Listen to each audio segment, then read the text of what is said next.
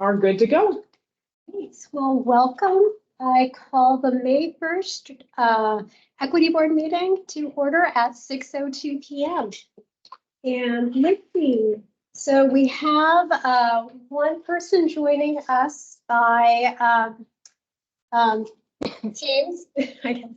And so just for the benefit of the person on Teams, if you are on the phone, you can press 5.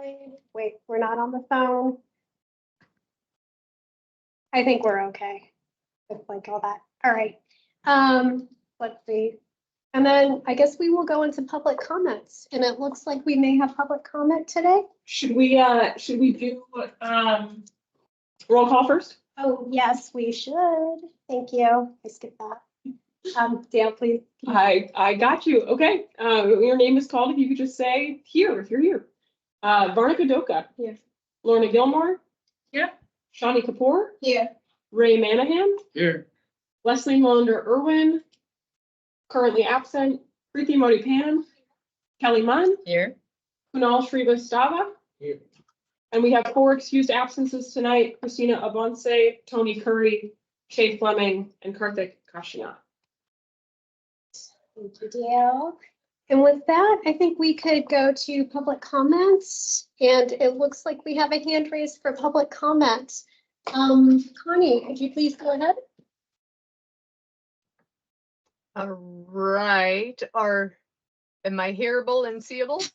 Yes. Okay. So I was reading all of the list of definitions, and it was fascinating reading, really. It's hard to imagine how the complexity of them is going to be used. But I had a few that I'm just going to name that I thought were maybe especially awkward to me, and a couple that I liked. So the word ally. That's a very complex definition.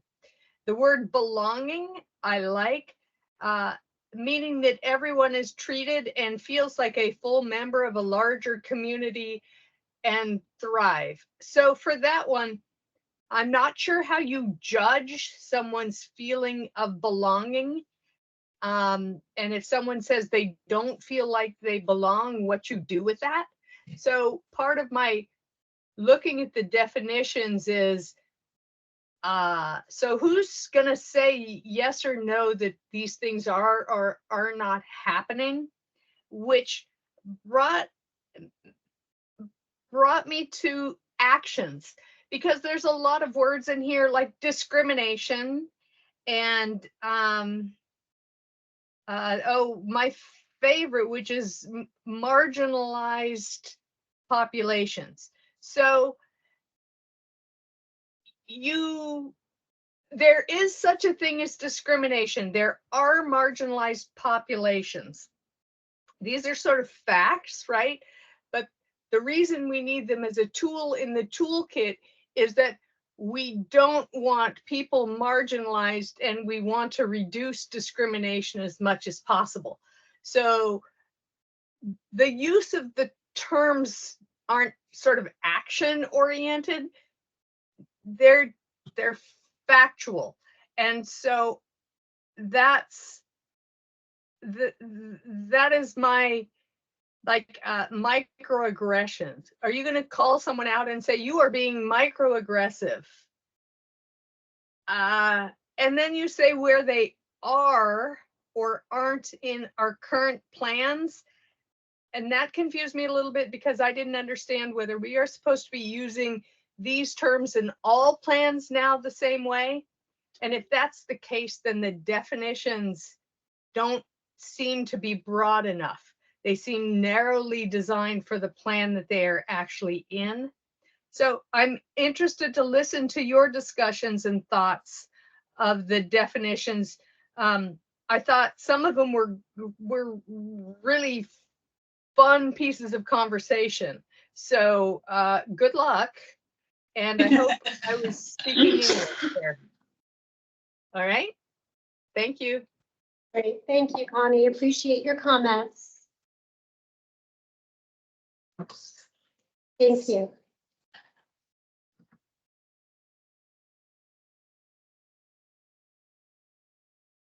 And, okay, so I think we will actually, we'll probably do it right now. Introductions for the group. So I'm wondering if we could, I guess, Dale, I'm gonna ask you, would it be introductions with our opening question and change the order of minutes? Why don't we do minutes really quickly and then do opening question and introductions simultaneously? Okay, that's what we'll do. And then we'll introduce all the new folks around the room. So, okay, so let us move on to the agenda to approve the minutes. So would anyone, well, I'll give everyone like a minute to quickly scan the minutes. They're in the packet.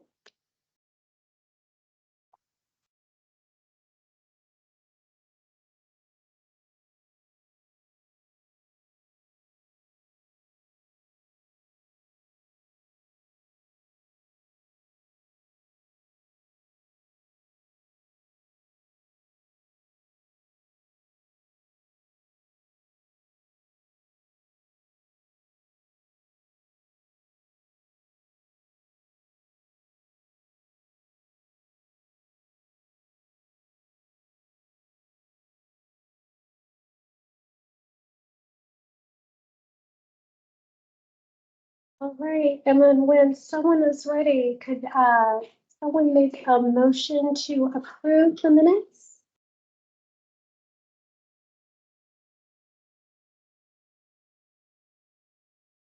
Feel free. Can make the motion to approve. Thank you. And do I have a second?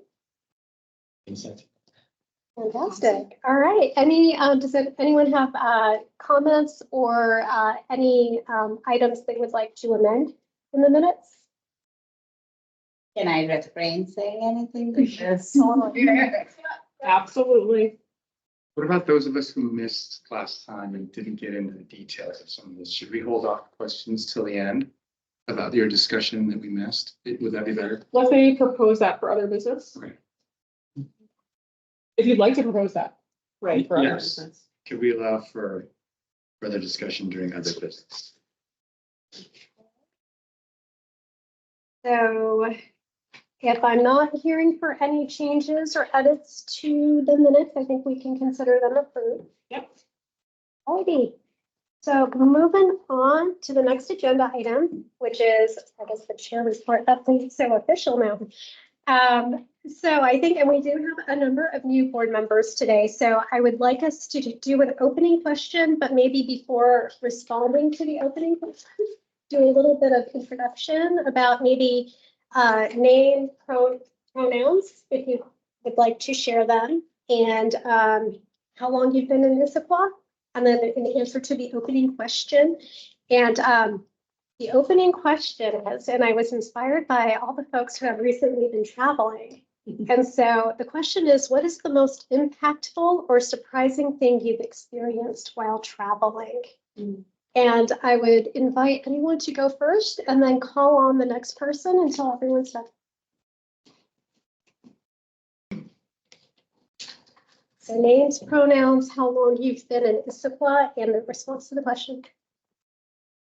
Could you repeat the question? Sure. What is the most impactful or surprising thing you've experienced while traveling? I'll go.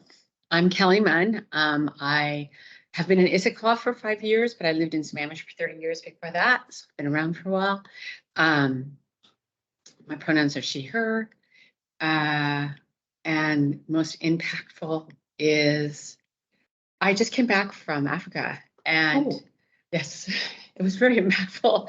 But one thing that stood out is I spent a lot of time in South Africa and a lot of time in Tanzania.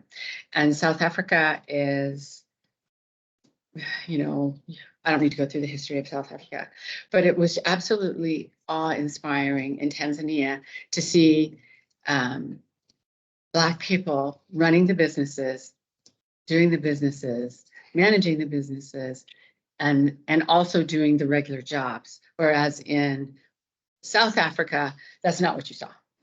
What you saw was a very, very structured society that is still very set up. And so it was really inspiring to say, I love being in Tanzania and would recommend it to anybody.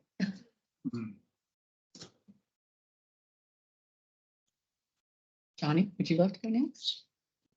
My name is Shani Kapoor. We relocated from Alabama 3 years back. So I'm currently in Sammamish, but I think within the boundary of Issaquah. My kids go to Issaquah school district. My pronouns are she and her. So the most impactful and surprising thing is the last travel we did was December, but regardless of that, it's still so easy to start conversations with complete strangers. And we've seen that growing up, and we've done that, and nobody at that time thinks of any boundaries and any sort of, you don't crack at people, you just start conversations. So just seeing my kids who are now completely ruled by electronics to sort of experience that during family travels is just, that kind of brings you back to the foundation of some of the values, and it makes me happy, and it's impactful to see and encourage that. Feel free to call him. Oh, okay, Ray. Hello, everyone. Ray Manahan, he, him, and I've been a proud member of the Equity Board since its inception. What was that, November 2021, I think is when we got started. So welcome all our new members. Thank you. Let's see, trips. The one that first came into mind is, so I'm from the Philippines. I was born there, but we immigrated here to the United States when I was quite young, at 4 years old. I've only had 2 trips back there. One when I was 11 in 1979. And then we went back as a family, very large family, in 2019, right before the pandemic. So we missed all the shutdowns and everything, but try to abbreviate this. My mom is from the city in Manila, right smack in the city. My dad, however, is a farmer, and to get to his province, it is a 10 to 12 hour, very long, windy, not comfortable bus ride from the city to his province. So for me and my husband and for my daughter, and they're both white, to be immersed in this very Asian, dark islander colored community was really impactful. To go back to my family that I hadn't seen in so long, and to bring my family, and how amazing it was to reconnect with people. So that was, this is 2019. It was an amazing trip. Thanks for letting me share. So, pure selfishness, just want to hear about your Scotland. That was not what I was going to share about. But we can, at social time after, I will tell you all about Scotland. Okay. I have many praises to sing about that. But Dale, Markey Crimp, she, her, I work for the city of Issaquah as the assistant to the city administrator, and I've worked for the city since June of 2021. Lived in the greater Puget Sound area since August of 2019. I think what first came to mind in response, Preeti, to your question about an impactful or surprising thing wasn't technically, I was traveling, but I was traveling for an internship. So I was working, but I spent a summer working in Amman, Jordan, between my sophomore and junior year of college with Palestinian, Iraqi refugee girls, specifically with an organization called Reclaim Childhood. I was working with refugee girls and women to play, to teach soccer, and then ultimately now to sustain coaching jobs for women in the community of East Amman, who now coach the soccer teams that people like me were recruited to do that, over a decade ago. Those are now jobs that are held and paid to the women that live there. And I think one of the things that remains maybe impactful was actually not so much the experience itself in Jordan, but coming back to the United States and learning that some of the poverty that I witnessed in Jordan was present here in the United States. Maybe not in the same sort of shanty town structure that you'd see in East Amman, but that people living without running water, without heat, without electricity, exists all over our country. And that was really, I think that realization really changed the course of my career and my trajectory of my life in a lot of ways. Veronica. I'm Veronica, she, her pronouns, and I actually lived in Sammamish for the past 10 years, but we lived in Issaquah like 5 years before that. But I think it's like one main thing, I would say I learned from like a really nice vacation or experience was like 3 years ago during the summer, I went to Hawaii and we had like a really nice vacation and all that. But one of the days we actually my friend and I spent in a girls' orphanage. So we kind of got to like spend a whole day with like girls from the orphanage and just like, like have a day with them and spend it with them and like see how it is in their lives. It was actually like a pretty enriching experience. And we got to know like how like different people around the world are living. So I learned a few lessons from that. Who's next? Kunal. All right. So my name is Kanal Shabasta. I use he, him pronouns. I live in Sammamish also. I've lived there for 11 years now. Before I lived in Virginia. I was born there. And my most impactful experience on vacation was over winter break. I actually went to Singapore, Malaysia, to visit family. And instead of going to all like the city areas, we went to more rural areas. And the people there were really helpful. And I honestly wasn't expecting that. And another thing that was surprising to me was how many of them actually spoke English. They could all hold a pretty good conversation. And it kind of like contradicted my belief that people who are in rural areas often are like, they probably don't have the same level of education as us, or they are not welcome they're not welcome to other outsiders. So that really helped change my perspective.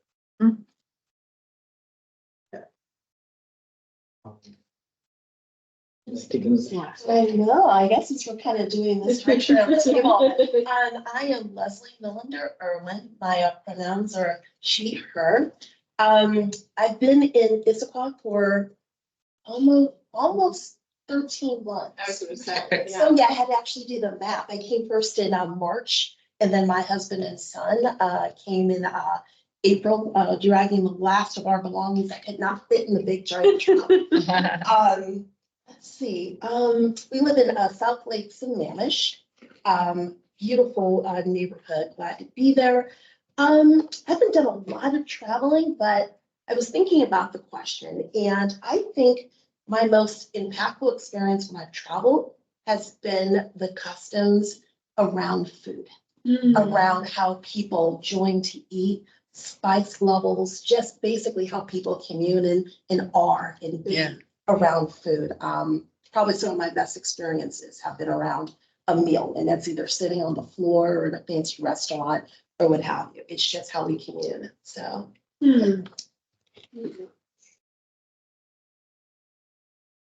Yes.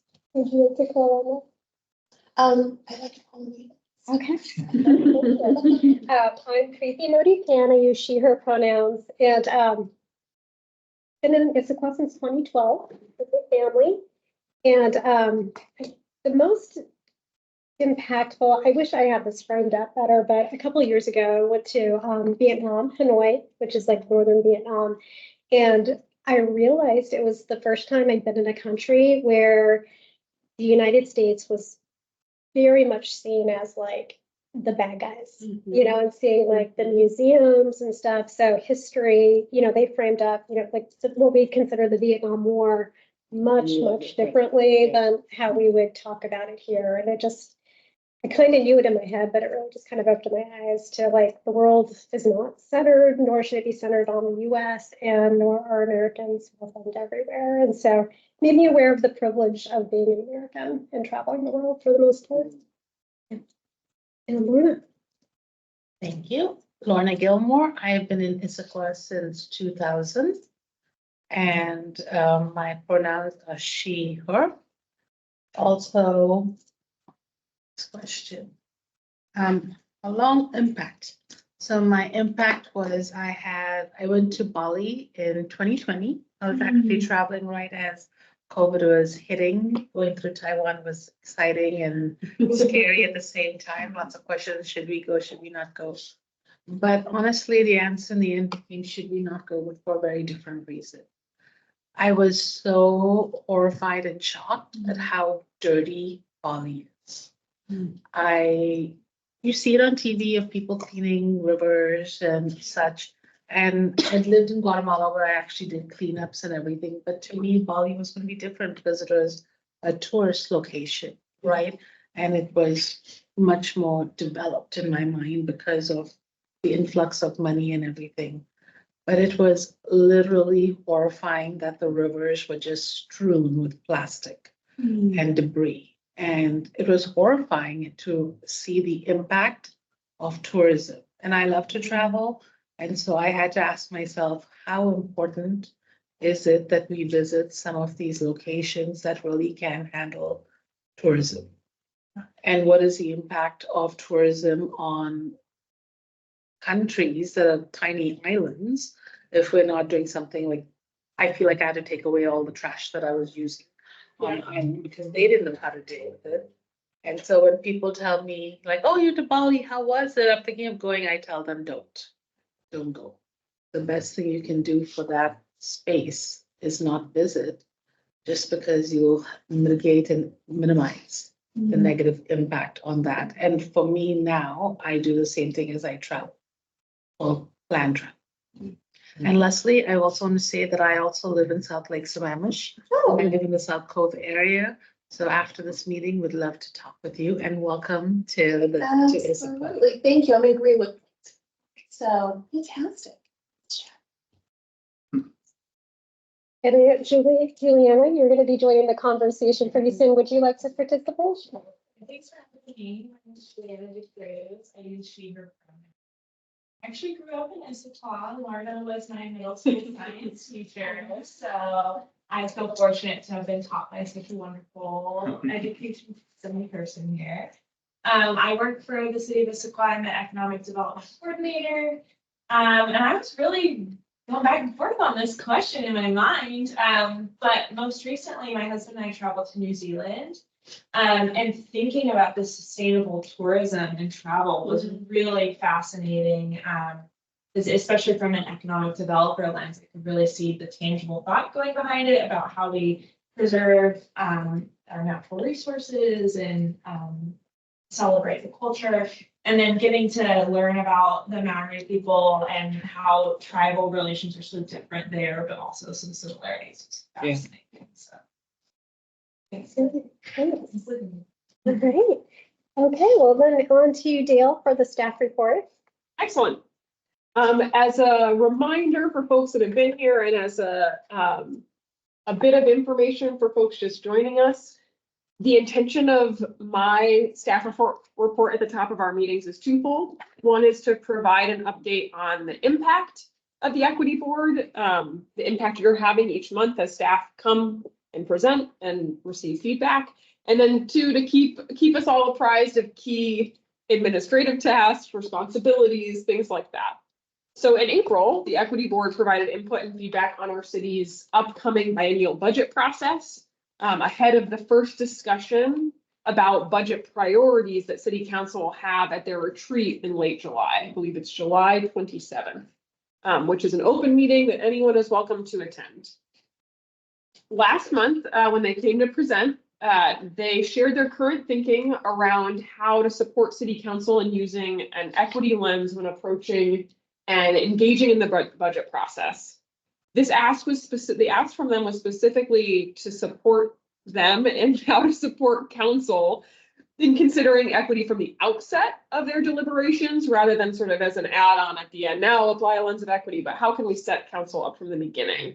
And staff had initially come, and actually one of the things they said at the top of their presentation was, we thought about having them use the equity framework, but we don't think that, and we were not sure that's the right tool. We don't, in fact, I think they said, we don't think that's the right tool. I almost went and rewatched the video, but I was like, I lived it once. I'm not going to go back in time right now. And actually one of the pieces of feedback that this group gave was, whoa, there are some really helpful questions. So maybe you don't want to use all 13 of them, but potentially you can pick 2 or 3 or 4 questions that council might use at the outset to do 2 things, to consider how their past priorities in prior years might have, and sort of think about the impact that those past priorities may have had or are currently having on our community. And then also in considering the potential impact of their current interests and priorities going into 2025 and 26. And so part of the they took that feedback and they actually have changed their minds. And they said, actually, now we are going to use some of the questions from the framework. The 4 that they shared with me earlier this week, though the team did also say, these are the 4 we think we want to use, but we need to think about it a little bit more. Thankfully, July 27th is still a good ways away. They came to us with plenty of time. But the 4 that they're currently thinking about is, what is my understanding of the groups being impacted by my current and past decisions? Have we heard from disparately impacted communities before we're making current determinations or decisions?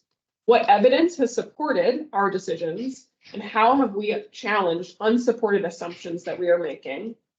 Have we sacrificed the experience of marginalized people for the comfort and safety of those holding privilege? And who will benefit or be burdened by the decisions we are making? Additionally, as staff manager of the city's internal equity team, Deputy City Administrator Andrea Snyder will return to the board in probably the late fall is what she's estimating, to further discuss the proposed equity assessment that was discussed in our April meeting. So she'd like to come back. They'll be carrying that forward and we'll be putting it into the budget and presuming it is approved, wants to come back and re-engage the equity board as we think about what does that assessment look like.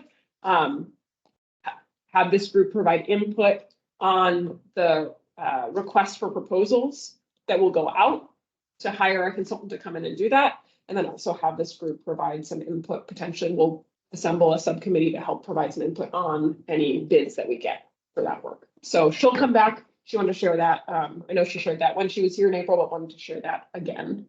And then I have just 2 upcoming items that are helpful to know. One, we will be nominating and voting for chair and vice chair at our upcoming June meeting. We will talk more about this later in the other business today. I'll give you a little bit of what does that mean? What will that look like? So that normally, I think in past years, you all have elected your chair and vice chair at this meeting.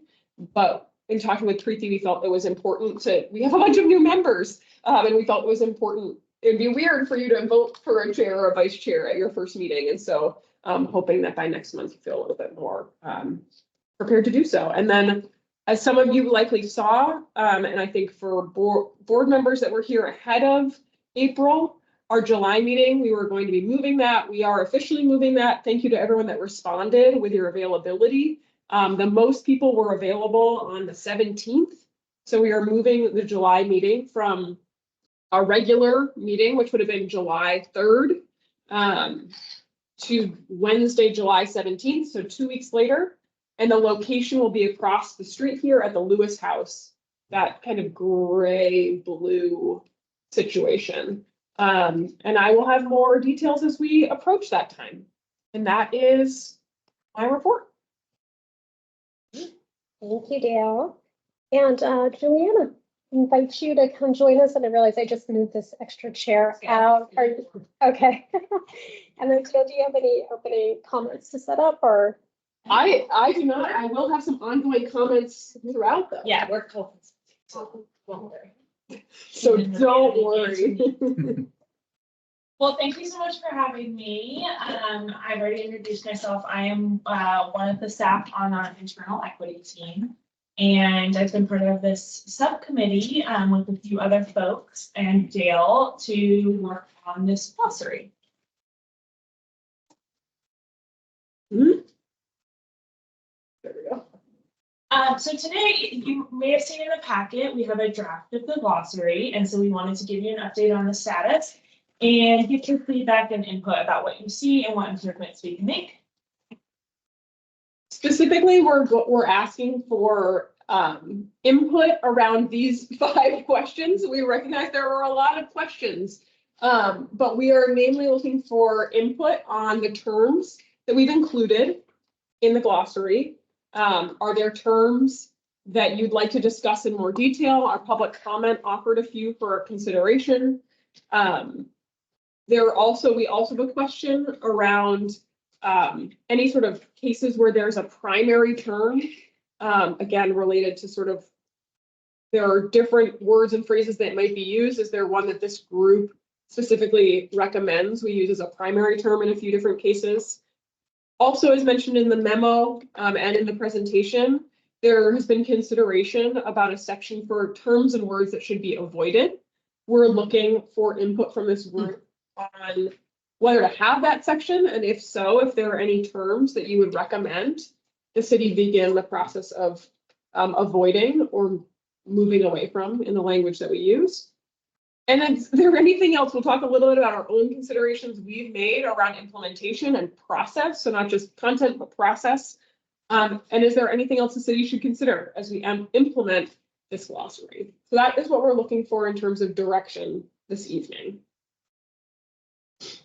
Just a little background on how we got here. So in the past 2 years, we've heard from staff and in city boards and commissions, and even in some policy documents, there's some confusion around what these terms mean, and there's a lot of different definitions available online. And so we did an analysis in the past year, or really in the last quarter of last year, of what terms are referred to in our existing policy documents. So it's not exactly a comprehensive glossary, but we wrote down all the terms that already appear in published documents. And then we started to research existing definitions for these terms. So our goal with this subcommittee was not to write our own definitions, but to defer to definitions that exist already and just sort of congregate them so that we had something definitive to point to. And we developed a draft glossary that was attached to this. So now the update with a beautiful photo. I gotta say, it's one of my favorite ones. So in terms of the progress we've made on drafting, you've seen the progress we've made. It's the document that was in your packet. Specifically, we've worked a lot on determining which terms to use. And so we prioritized defining terms that are already in use in city documents. This board was one of the boards that has indicated to multiple people that have visited, hey, what's your definition of that term that you have in there? And so those documents have since moved forward and been adopted. However, there is a need to still define what some of those terms mean. And so we prioritized first, as Juliana mentioned, just defining terms that are already in use. We also prioritized terms that we consider to be foundational terms. So something that you might actually need to know.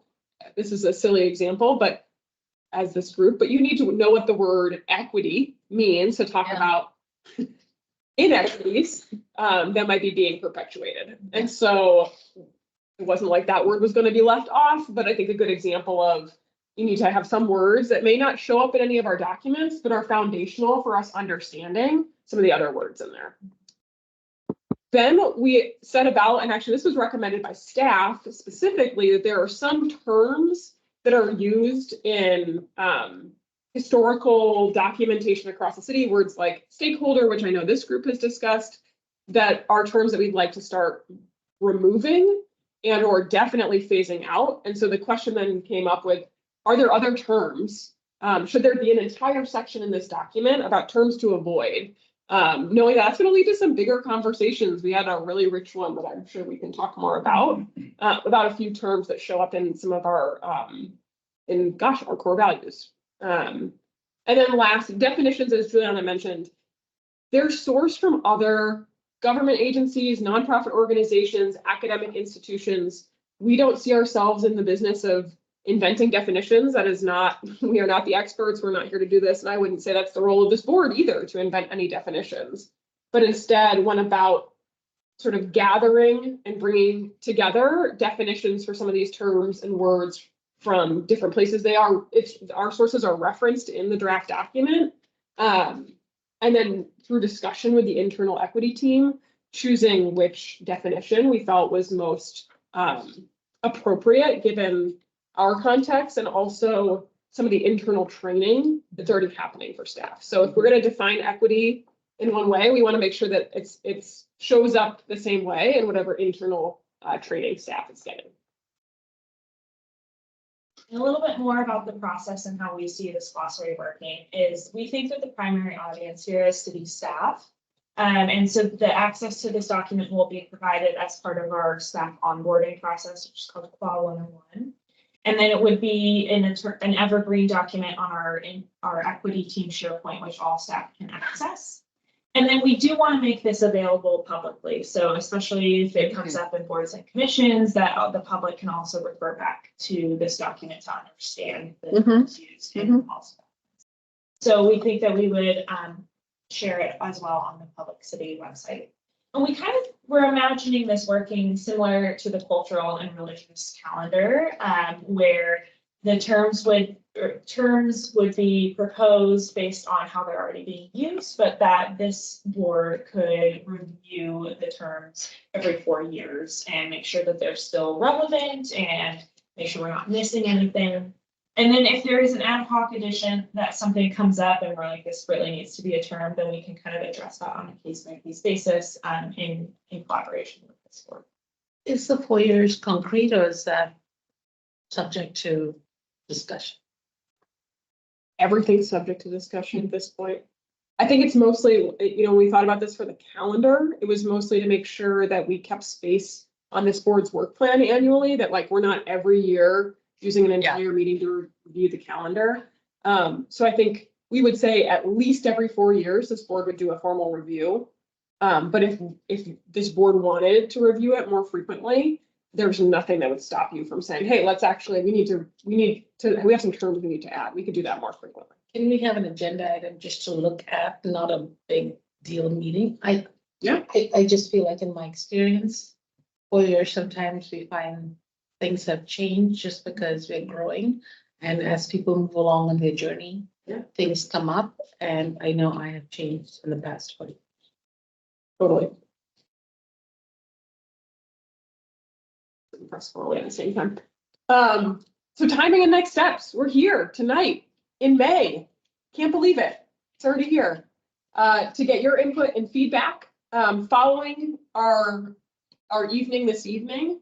The glossary subcommittee. That's a very formal name for 4 people as part of our internal equity team. But the glossary subcommittee is going to take whatever feedback and input you provide. Juliana and I are the representatives from that group that will bring it back to that group to work on a final draft. After we've worked on that, the hope will be to bring that final draft to the equity team internally for revision, finalization, to share with the city's senior leadership team. And then before, a formal adoption, to return to this group with a final draft in July or September, depending on, we don't have a meeting in August, so July or September, depending on where we are by July 17th. And these are, again, the questions that we're hoping to hear your input on. So, however you want to.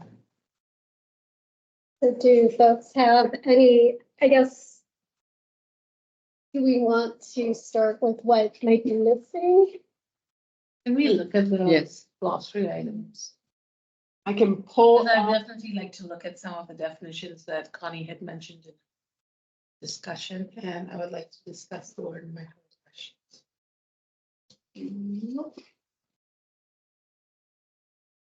Second, I know how to Zoom, I swear.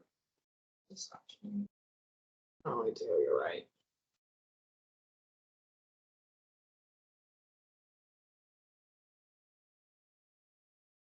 Okay. So you tell me where you'd like to go. Let me just start. Okay, marginalized populations, can we call them historically marginalized? Because I think reporting also to what Connie had said, it is a group that has, it's a fact that they were marginalized or maybe still are and are. But we have, the idea is we have recognized what that group is, and we are actively working towards recognizing their need and including them in conversation, including them at the table. So I think if you call them historically marginalized, that is something that we are working on and recognizing. It's part of the recognition of what has happened to a group of people and the work that we are currently doing. And we can include that in the definition to recognize those groups. So when different groups are looking at whose voice is heard, whose voice is not heard, the action item could be to look for. The other group is microaggression. Microaggression, I don't know, in looking at Ibram Kendi's book, How to Be an Anti-Racist, a lot of people have problems with the word microaggression because it does not feel micro at all. And he recommends using the word verbal attack. And then attending some conferences on equity, I hear that used more because that's what it feels like. And that is the impact, and that because the word microaggression tends to minimize the impact on the person it's having. And it can be like, oh, it's a microaggression. And many times people don't understand that. But if you say verbal assault, that is more impactful, and it goes straight to the heart of how that was felt, despite what your intention was. My suggestion. I know the word ally is changing, because the ally is just like a plan path. But sometimes I hear the word co-conspirator. You know, they call it kind of like Thelma and Louise, a ride or die, not suggesting death, of course, but someone who is in it to the end, who is really willing to stand up with you, rather than like, hey, I'm your friend, but you know, it feels different, right? And very often people who are experiencing microaggression or racism, they will know who their ally is versus who their true but Right. this is something that to look at, investigate ongoing. I want to second all of them. One, because my own experience with the word is shifting a lot right now. I know that people that I work with or do things with really want it to be not somebody who is even a partner. It is someone who is actively doing the work. That is an ally. They don't have to even be with you, right? And that's the implication with ally. I'll just add, I feel like the word ally means it's not my problem, but I'm helping to solve your problem when it's our collective problem. Perfect. And last one, minority. I don't know how many of minority groups are truly minority. To me, it's negative unless it's truly looking at data and then saying the majority of the blah blah versus the minority, otherwise referring to those people that it's referencing. Because I think using underserved or historically marginalized, vulnerable population, you know, sometimes I think those might be better descriptors. So. Can I pose a question, follow-up question? Yes. So that is almost like exactly on the nose of what we're interested in hearing more about in terms of priority language too. So for example, in economic development, the office, acronym wrong, but the Office of Women and Minority Owned Business Entrepreneur. There's a specific acronym and a lot of grants reference back to that. And so it would be helpful to have that word defined, but we could still say as part of policy documents, we prefer the use of so and so phrase. And so 100% agree. It's kind of like the use of the word Indian in many books, and we say, please stop using that because I am an Indian. These people are indigenous people, and so how it's being used and long term. But at the same time, there are many tribal groups that do have the word Indian in their name. And so I'm not also going to go back and tell them, no, I'm an Indian, you're not. Right? But how do we have this conversation? Yep.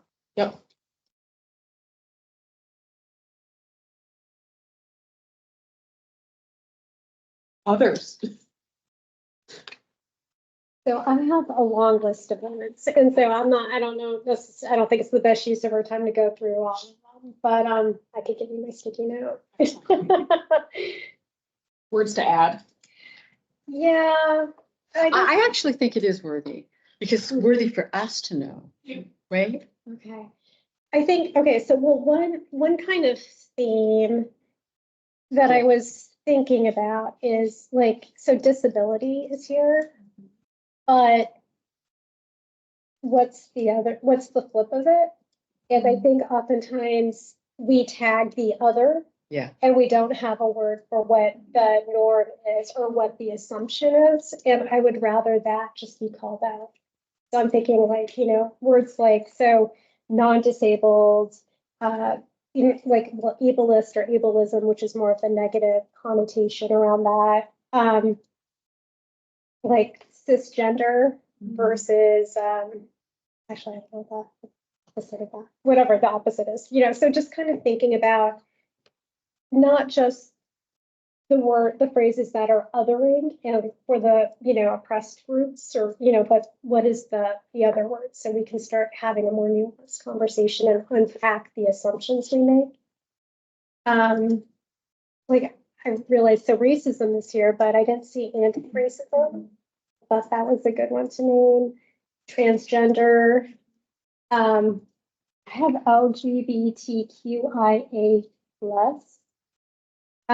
We have belonging, but we don't have othering.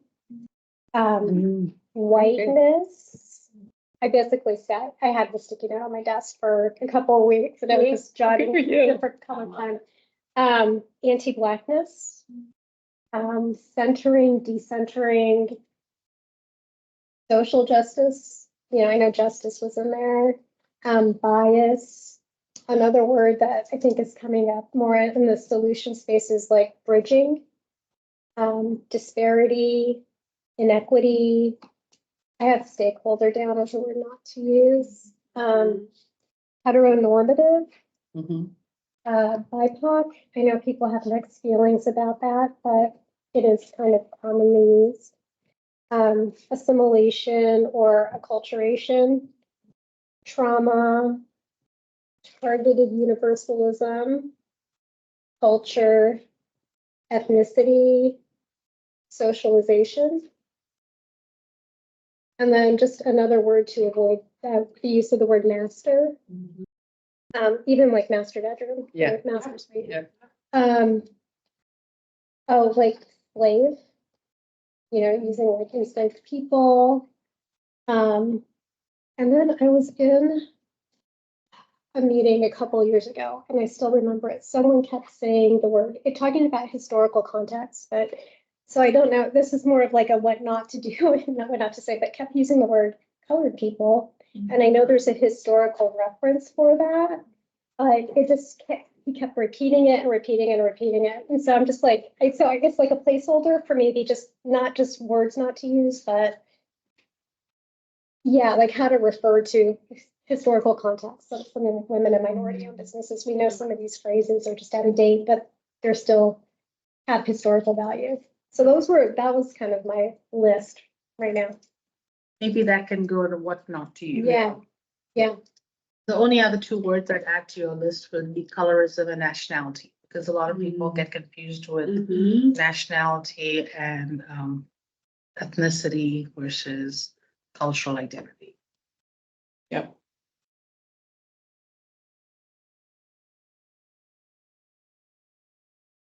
That was a pretty interesting way you presented that the other side is that we always identify one side, but not the other. And that is pretty thought provoking. Thank you. We stopped seeing it, right? Yes. It's invisible. Heteronormative, right? Yeah. Yeah. And so to that point, like whiteness, I think should be named as well.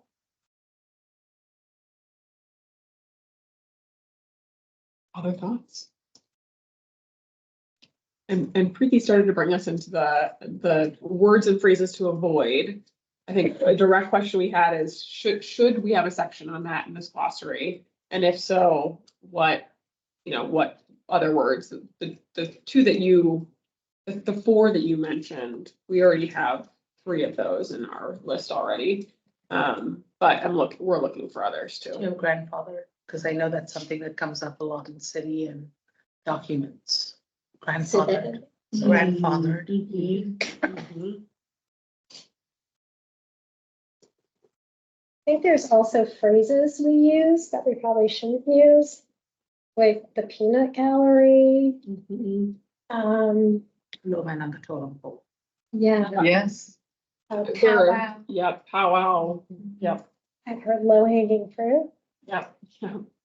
Um, And those ones are hard because that becomes more for PD or sorry, a training for staff at meetings with different, versus something that would actually be used in documents and in normal conversations. But maybe this is something that people need to be aware of as they're interacting like a training. So it's hard because I know that we have stayed away from creating what not to use, but Yeah. but it comes up very often and many times people, they're not even sure and they don't know that they misspoke. Yeah. Until someone says something. I think there's lots of examples of ableist language. Like, oh, the blind leading the blind, meeting norms, step up, step back, things like that come up.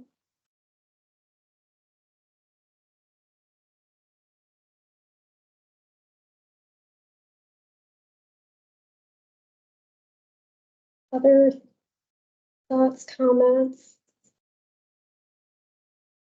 Those questions one more time.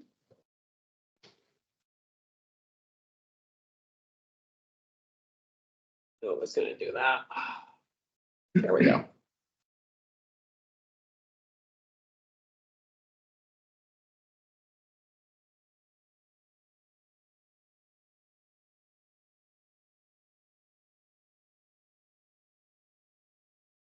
We did hear a little bit of input from Lorna on the last question in terms of sort of actually coming back to the board more frequently with this. I support Lorna on that because it's changed so much in 4 years, really a lot. So, and this isn't taking that long, right? Yeah. I would say 3 years or 2 years. I don't know. I would like it at least every 2 years. Going back to what Connie had said about action words, I thought that was a great thought to have because very often, like we have certain words, but we don't. Right now, a lot of people are also using anti-racist because that's an actionable word, and there are some things that come with it. And so, for example, she had asked about what to do with the term belonging. What happens if someone doesn't belong? And so I think that's my question. So for some of these words, as an FYI, my team just got renamed student belonging. I belong to a belonging team too. It's like, oh, now what does that mean, right? It just kind of puts you in a thing like, what does that mean for me? And how do I help people feel like they belong to the school district?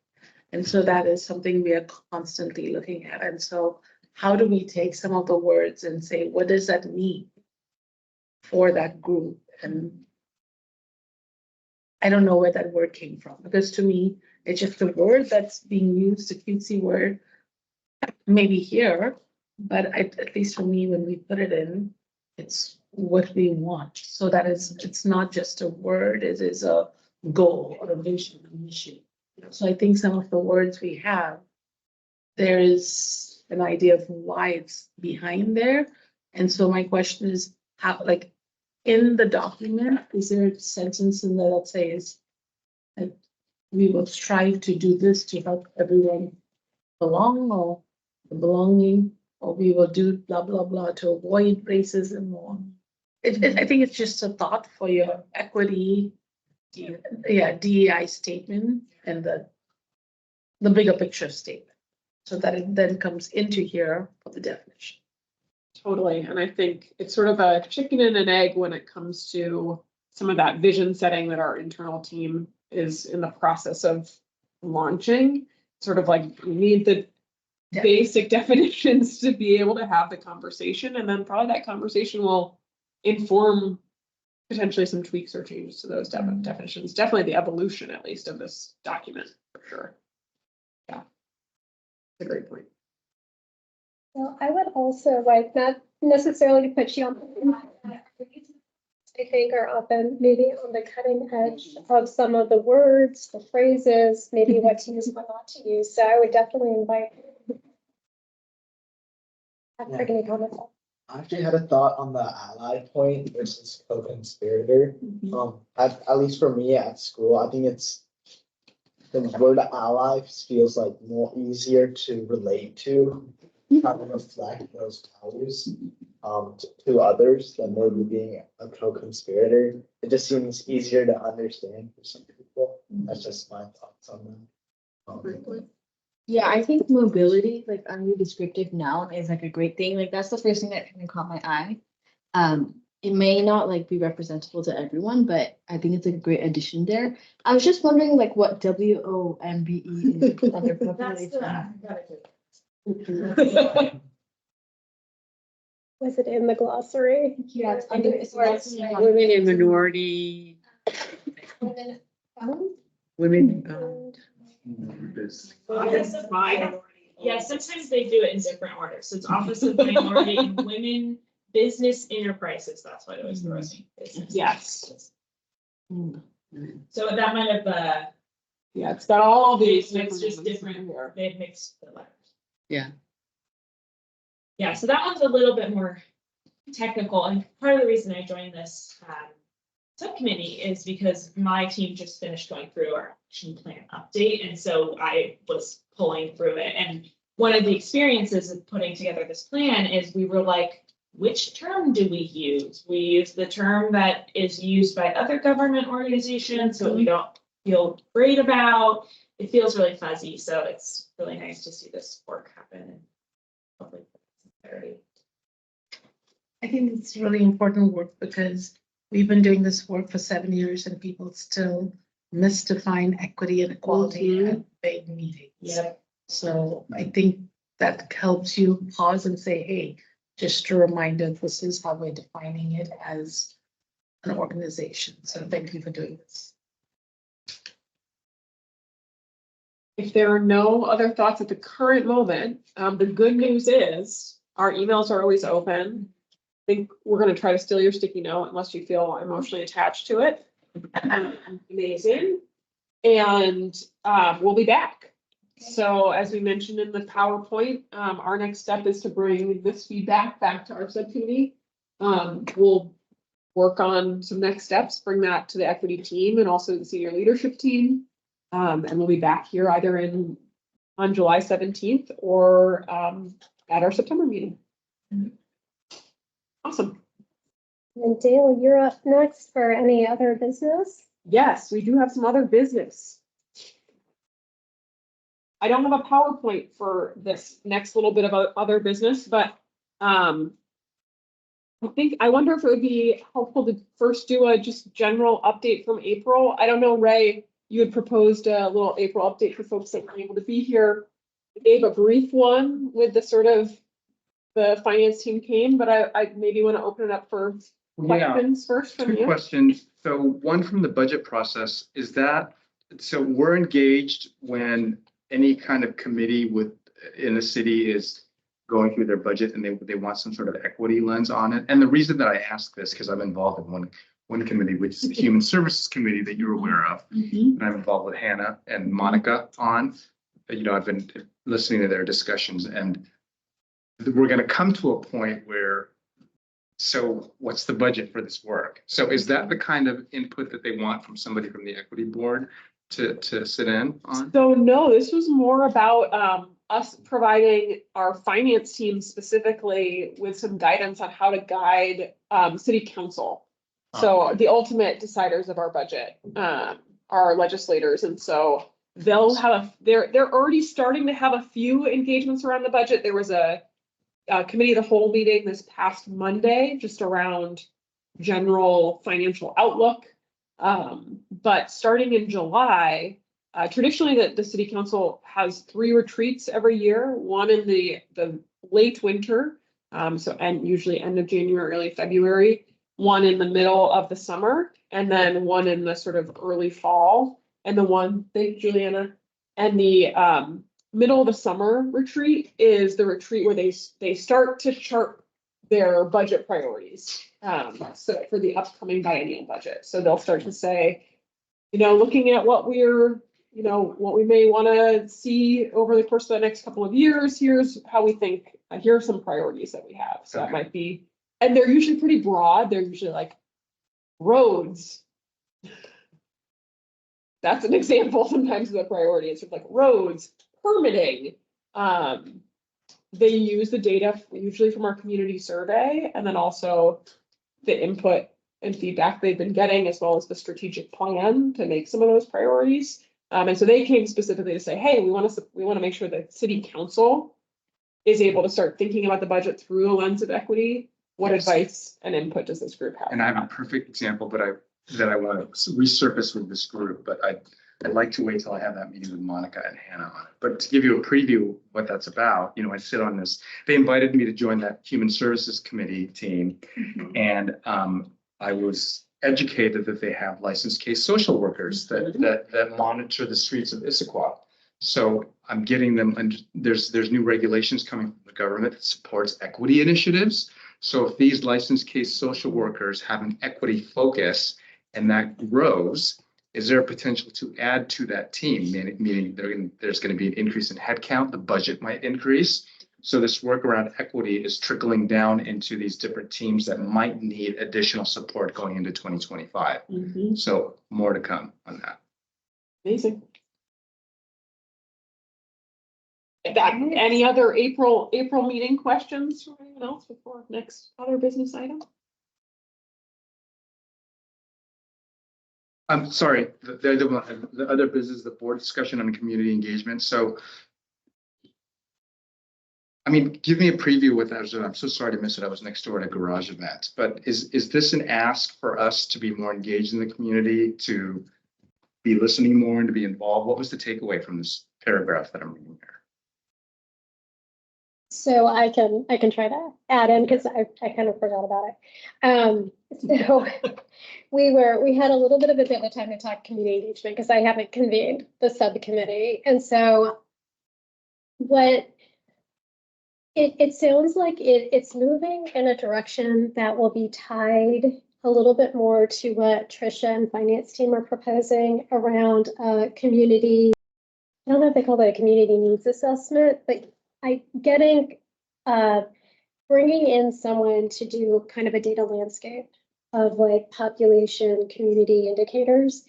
And it seems like that will help set the stage for community engagement. So people can actually because what is equity? Those kinds of conversations at a high level are hard for people to ground into without data to actually understand equity at different policy levels. And so it seems like it would be a complementary approach for us to do some sort of community engagement once that type of data are collected and reported out on. And then, so we were talking about, okay, so with that kind of in mind as kind of where we want to go, what is the right kind of community engagement to tee up sharing that data and having more meaningful community discussions around equity? But that to be said, the conversations we would be having about community engagement would be more of the approach and the methodology for someone else to do the work, people who are specialists in community engagement to do the work. So we would be equity board representatives, perhaps, going to these community engagement events, but letting people who are really good at community engagement, good at building trust and rapport with people so they can actually speak, elicit kind of meaningful information, right? And have hopefully a two-way dialogue and maybe a feedback loop and doing all of that stuff properly. So we would help design what that approach is. Okay. I'm a little confused because I'm sensitive about this because I thought that was our role as equity board members is we are to understand what's going on in the community from an equity lens and perhaps share it with our team here to see, ask each other questions. And I'll give the garage an example. That's why I was in that room is, Gay Pride is next month. Yeah. And we want to understand, hey, what can we bring back from the events that you're doing as a community organizer for a special event?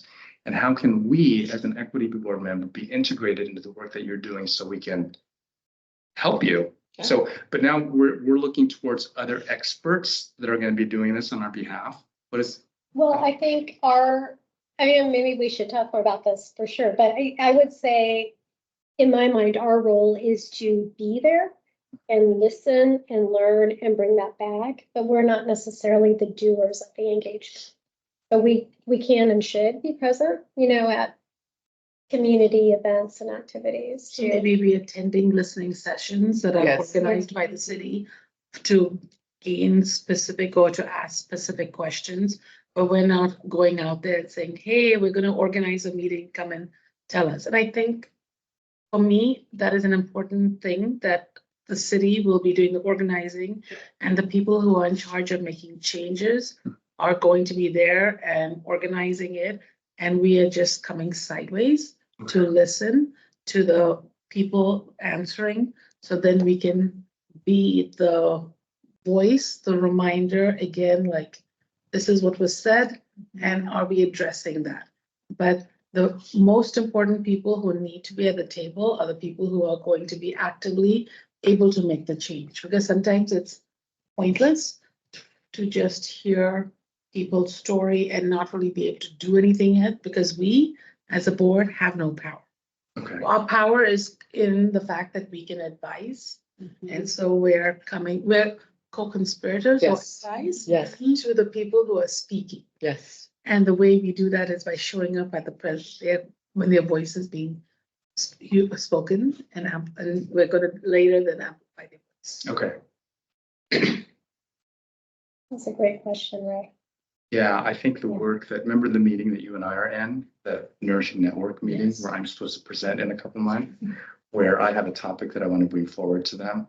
The goal there is not for me to champion that, it's to educate the team on this work, but how we facilitate those types of discussions using those resources like those licensed case social workers to have an equity focus on the work that they do is going to require some time. But I don't know when we cut the tie, like, we advise you as an equity board member. Now it's up to you guys to facilitate it. That's hazy to me. Yeah. Right. But then we always come back, and that's why it's important that we set times on the agenda to say, hey, we'd like to come back and revisit and continue talking, because part of the engagement work, authentic engagement, requires that we always have a feedback loop. And so just reminding the process that is how true equity works, right? That you're having that ongoing dialogue.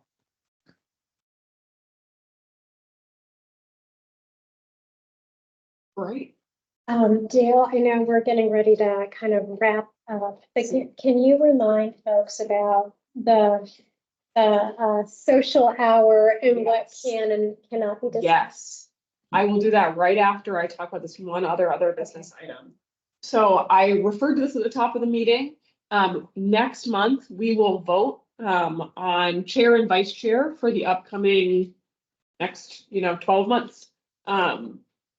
This will be an open, I went and watched your last nomination process earlier today because I was like, I'm not sure I know exactly how we're supposed to do this.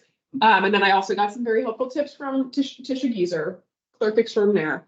We'll have an open nomination process so that at the tail end of our meeting next month in June, you can nominate yourself, you can nominate someone else.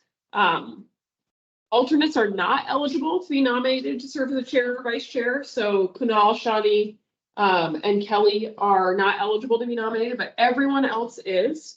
And so you can ask, you can say, I'd like to nominate myself. You can say, I'd like to nominate Shani. You could, however, we'll do a round that is for chair, and then we'll do another round for vice chair. Folks that have been in the seat or are currently in the seat are eligible to be in that seat again.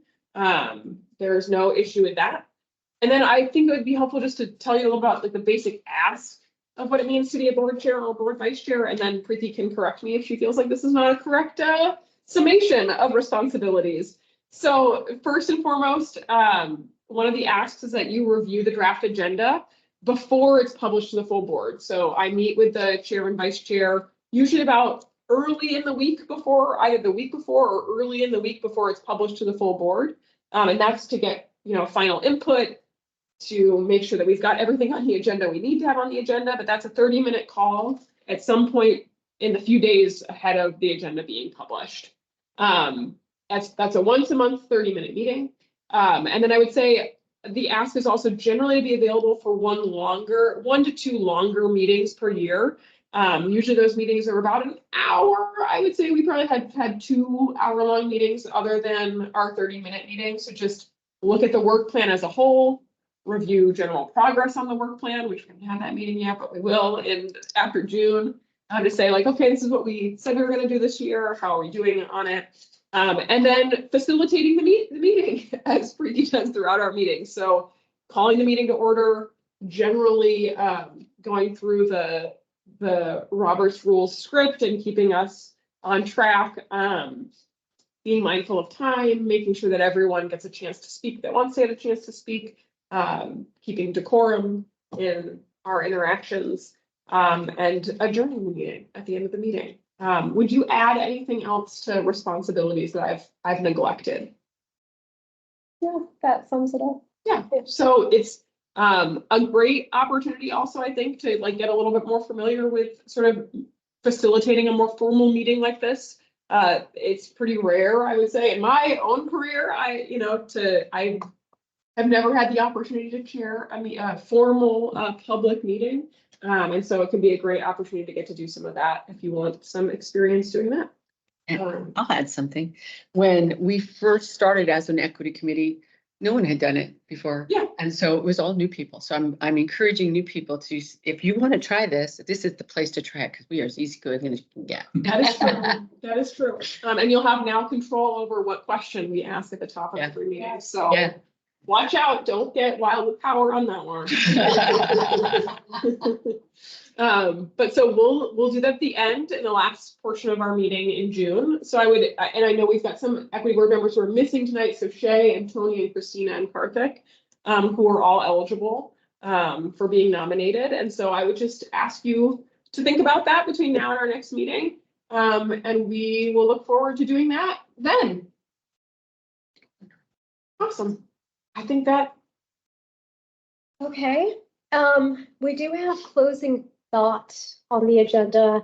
I do know we're 15 minutes late, so I would propose skip the closing thought. Great.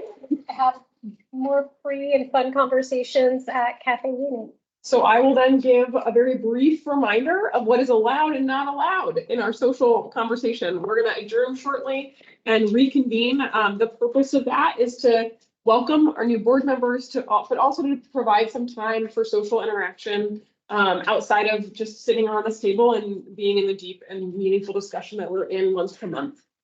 You cannot talk about board business during this time. That is one of the rules of being assembled as meeting or exceeding quorum, is that we cannot talk about board business. I can talk all about my trip to Scotland and I'd be more than happy to, but no board business, no city business. You can talk all you want about school, about anything else, but that is the one thing. And my main job that I told Clerk Geezer I would do was make sure that we would not break that over the course of the next 45 minutes or so. So.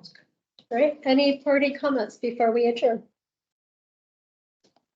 All right. Well, it is 7:16 and I adjourn the May meeting of the Equity Board, and our next meeting is June 5th. Thank you all. I hope to see you next door. And here we go. Okay. Okay.